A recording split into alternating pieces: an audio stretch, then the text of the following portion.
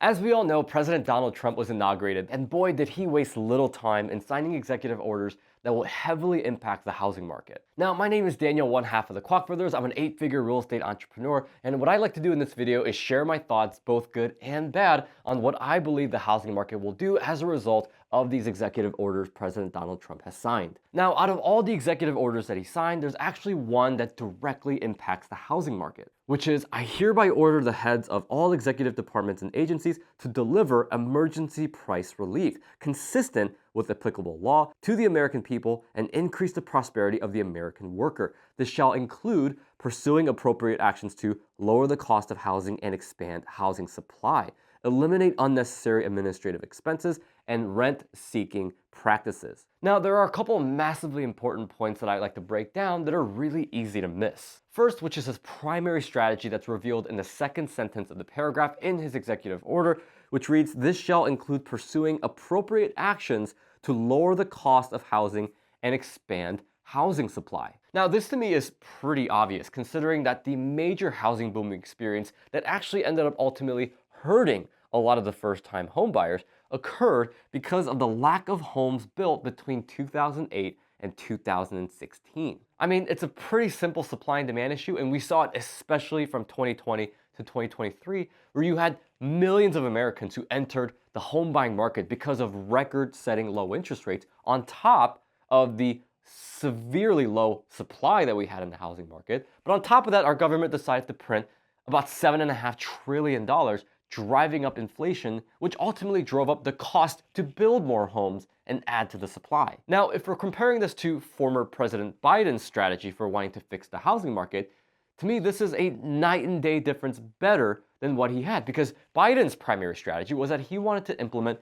a $15,000 first-time homebuyer buying credit. And to me, it simply doesn't work because you're strengthening demand, which is the opposite of what we need to be doing to reset housing prices and home values the way that we see a 10-year average goes. Now, the second major point that I want to touch on here, which is to eliminate unnecessary administrative expenses and rent-seeking practices, which is actually very true because according to the National Association of Home Builders, they actually estimate that about $90,000 worth of costs that, by the way, are there because of inefficient regulation and inefficient processes. And when I say inefficient processes, I, as an experienced real estate entrepreneur who's done developments before, could come from, well, that's waiting periods, that's taxes you have to pay while your home's being built, that's time that you're waiting to get your permits passed, for inspections to pass, and months of that piling up, I can assure you, will add on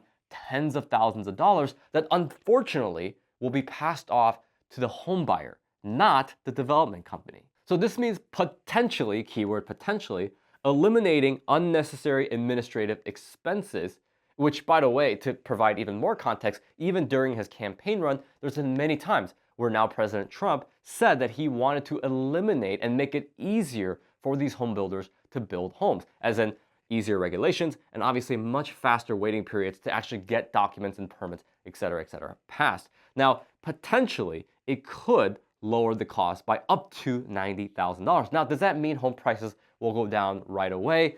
Not necessarily, because at the end of the day, home builders will not price their homes and their end product not based on the smallest margin that they can make. They're going to price them based on what the market dictates, which is why it points back to point number one of Trump's executive order, which is to expand the supply. And that's really the primary strategy, and that's what has to happen first. Because if that supply in the housing market is expanded and you're allowing builders to have a little bit more margin because you're making it easier in terms of the regulatory side and the waiting side for them to do it, well, guess who wins at the end of the day?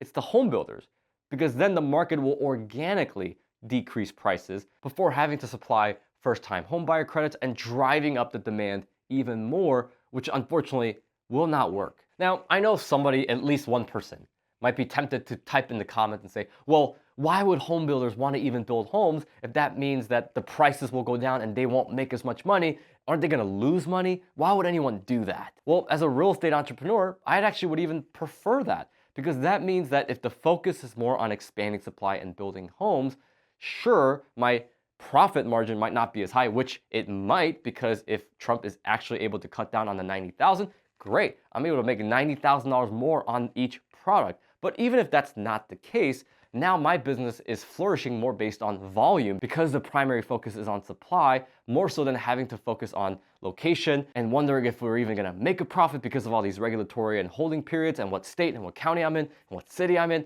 It just, for me, becomes way more simpler to do and conduct my business. I'd rather have small guaranteed wins than have home run after home run after home run, but I have risks attached to it. Now, there is another policy that President Trump was really vocal on that could potentially derail all of his plans on what he wants to do with the housing market, and that, my friends, is tariffs. Now, the reason why I bring up tariffs is because there's three things that we have to concern ourselves with that could, again, derail President Trump's plan to fix the housing market. And by the way, I want President Trump's plan to fix the housing market to work. As an 8-figure real estate entrepreneur, I not only think it's a great idea, but I hope it works, because at the end of the day, who wins? It's the American people. It's the first-time home buyer that shouldn't be paying $500,000 for a 1,000-square-foot home. It makes zero sense, and it's not helping out the American people long term. Now, here are the three things. Number one, it could decrease bankability of the average American homebuyer, considering putting tariffs on imported goods from other countries could increase the price and the cost of living. So it's like groceries, anything to do with cars and manufacturing. I could potentially see that having a pretty hard hit on the American people. The second thing is that it could also potentially increase the cost for home builders for the exact same reasons, right? If we're putting tariffs on cost of goods, cost of materials like wood, steel, copper, anything that you really need to build a home, which there are hundreds of different materials and different parts, and I'm sure at least one of those things are imported from different countries. Well, it could offload those costs to then the home builder, which then they'll just move to the home buyer. And last but not least is that, historically speaking, tariffs have been proven to increase inflation. And well, when that happens, or if that were to happen in this case, because he's been receiving a lot of criticism about how tariffs will bring on inflation, well, forget low mortgage rates. Americans are going to have more of a cost paying in mortgage interest if that is the case. Because obviously, if you have high inflation, well, forget about mortgage rates ever going down. But all that being said, as mentioned below, if he's able to drive supply like any other president in the United States, well, a lot of Americans won't mind, because they wouldn't mind paying an extra 1 or 2% in interest if the home that they really want is $100,000 cheaper, because the market was organically able to reset itself. Now, at this point, I'm curious to hear your guys' thoughts, so leave them in the comments. And until next time, I'll see you guys in the next one.